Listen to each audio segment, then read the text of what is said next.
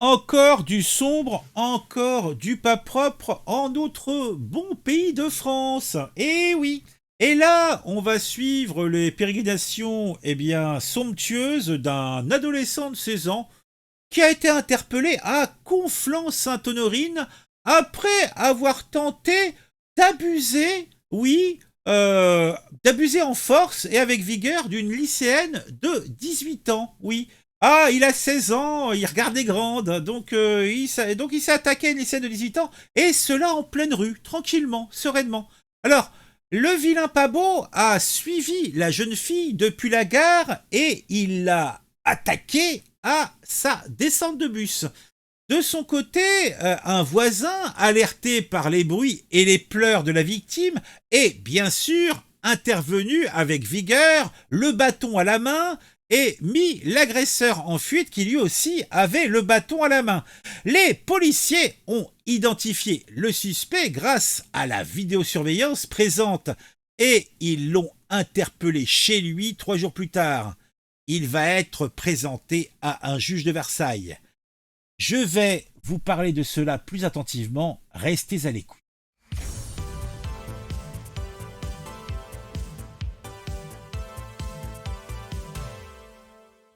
Ah, on est à Conflans-Sainte-Honorine dans le 78 et selon l'article que je suis en train de regarder, c'est un jeune mineur de type africain.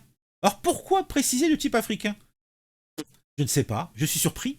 Et celui-ci, eh bien, a sauté en pleine rue sur une lycéenne de 18 ans et a tenté d'en user, voire d'en abuser.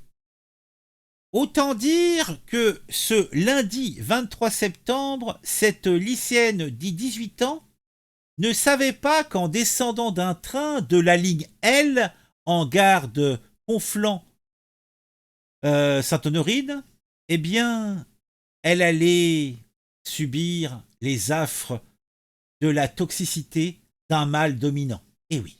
Ce mâle est un adolescent de 16 ans, mais bon, il est costaud l'animal. Eh oui. Alors, elle descend de son train et elle croise quelques secondes plus tard sur le quai un individu de type africain en survêtement bleu. Survêtement bleu. Alors, est-ce qu'il n'avait pas une casquette aussi, hein? Non? Et des TN aux pieds, non? Je sais pas. En tout cas, ce dernier descendait du même train et en croisant la jeune femme, il a fait demi-tour et s'est mis à suivre la lycéenne. Oula, tout cela est pas beau, tout cela est pas propre. Et là, on peut essayer de se mettre dans l'esprit de ce jeune vagabond, de ce jeune fou. Alors, imaginons, notre jeune adolescent à 16 ans, il va s'appeler Kevin, puisque, je vous l'ai dit, tous les jeunes s'appellent Kevin pour moi maintenant. Kevin, ah, quel joli nom. Donc, comme Kevin, ou plutôt Kevin, comme tous les jeunes gens de son âge, et en quête d'aventure, de sensations fortes, mais contrairement à ses camarades qui se contentent de défis sur les réseaux sociaux, euh, Kevin, lui, décide qu'il fallait pimenter sa vie d'une manière beaucoup plus irréfléchie, voire dangereuse. Oui. Et ça, c'est Kevin. De l'autre côté, on va parler de cette lycéenne de 18 ans que on appellera Julie, puisque les victimes s'appellent toujours Julie. Et Julie est une jeune fille insouciante sans doute. Elle a 18 ans, elle est belle comme le jour, et elle est toujours plongée dans ses écouteurs. Elle est peut-être même en pleine discussion visio avec son petit copain. Eh oui.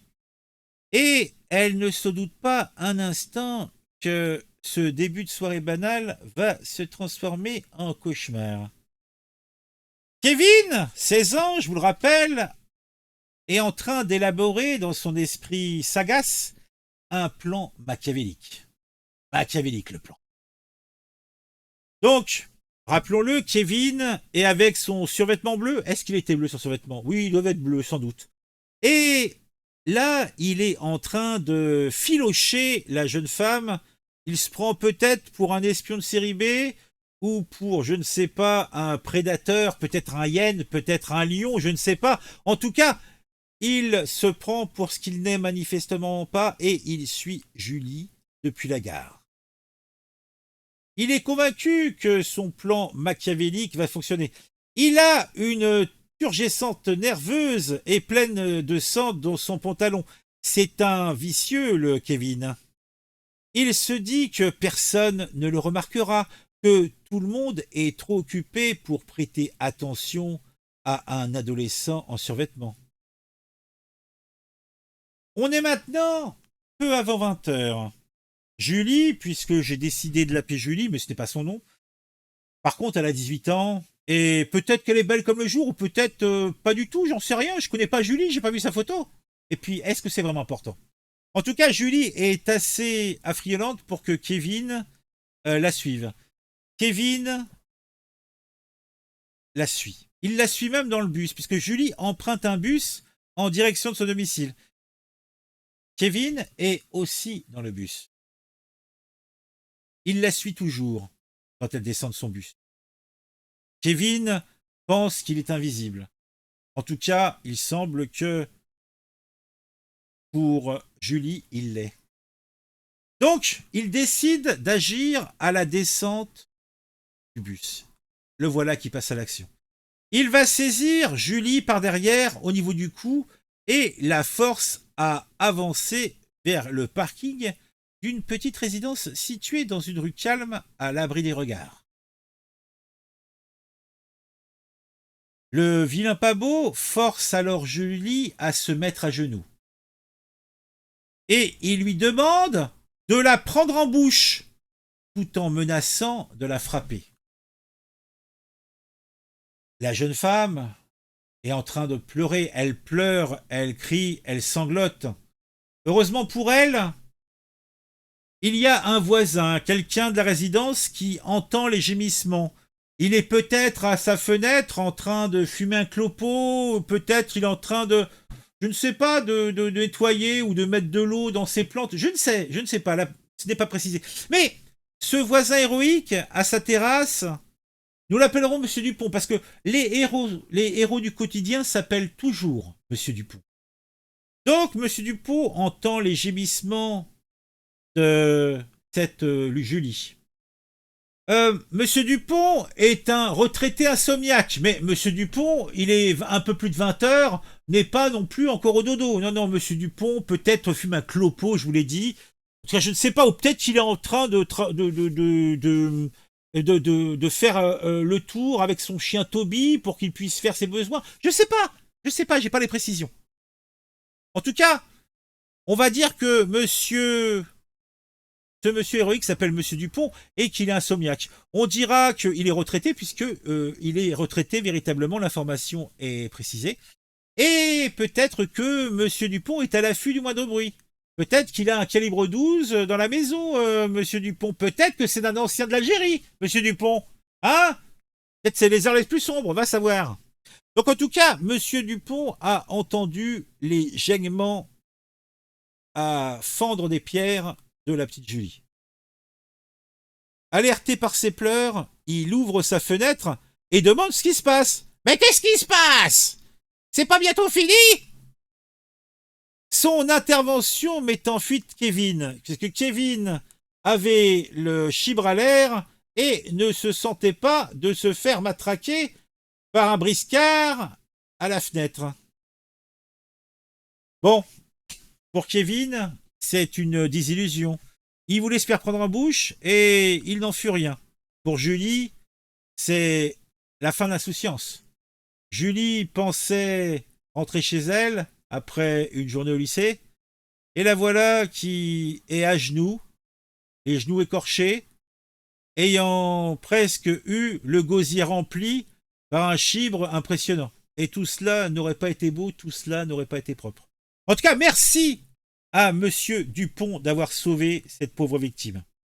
Donc, les policiers ont été alertés par Monsieur Dupont, qui est descendu et a apporté son soutien à la pauvre Julie.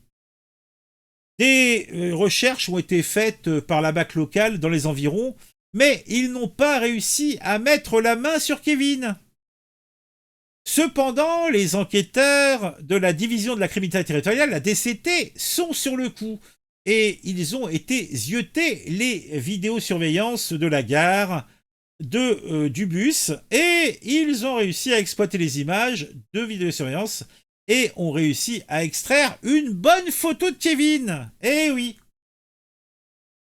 Donc, les enquêteurs se sont dit, il faut qu'on retrouve le margoulin.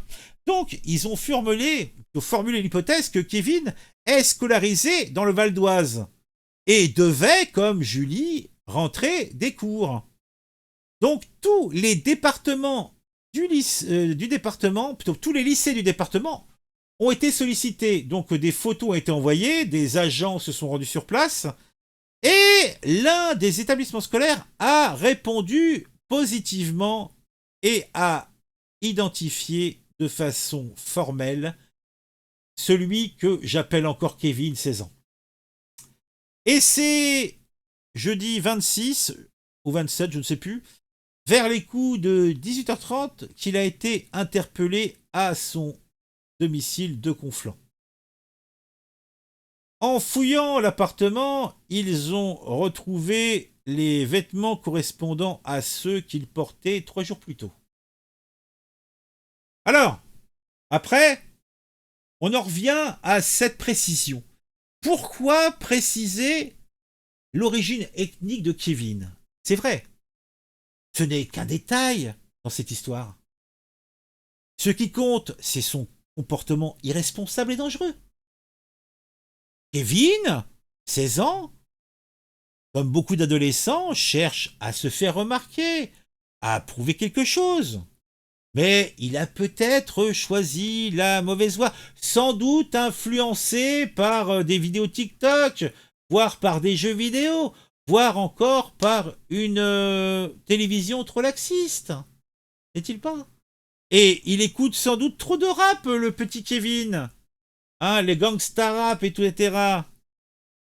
Et puis, le fait qu'il soit une image d'Épinal du petit jeune de banlieue qui a dû aller participer au petit fric-frac suite aux émeutes de Noël est peut-être accessoire. Puisque le fait qu'il se balade en survêtement bleu avec la casquette et tout, la tiraille, moi je dis ça, je dis rien. Ah, en tout cas, comme le dit Al Vagabond, pas poli, pas joli, ce Kevin, gloire à Monsieur Dupont, ils sont tellement rares. Alléluia. Alors, Michel nous dit, il y a quelques jours en Grande-Bretagne, des Anglais ont pêché René avec dans une main le courant et dans l'autre une lame et une lame de 20 cm de commettre un massacre. Oui, oui, oui. Il aurait donc établi un plan malsain, bien prémédité tout ça. Voilà. Bon, j'ai essayé de rendre tout ça un petit peu plus festif. En tout cas, la morale de l'histoire, s'il peut y en avoir une, c'est que Kevin, avec son survêtement bleu et ses rêves de grandeur, a appris à ses dépens que la réalité est bien différente des séries télévisées et des films de fion. Julie, quant à elle, peut-être elle aussi de son côté, va découvrir que même les soirées les plus banales peuvent se transformer en cauchemar et que pour une jeune femme, ou pour n'importe qui d'ailleurs, en 2024, eh ben, ça peut véritablement tourner au drame. Et pour Monsieur Dupont, eh ben, est-ce que c'est héroïque d'avoir ouvert sa fenêtre et d'avoir demandé ce qui se passait en dessous? En tout cas, son intervention a été de bonne aloi. Sinon, on ne sait pas ce qui se serait passé. Allez, je vous invite à me dire en commentaire ce que vous pensez de tout ça. On se retrouve très vite pour une nouvelle vidéo sur un sujet qui m'aura intéressé et qui, je l'espère, vous intéressera aussi.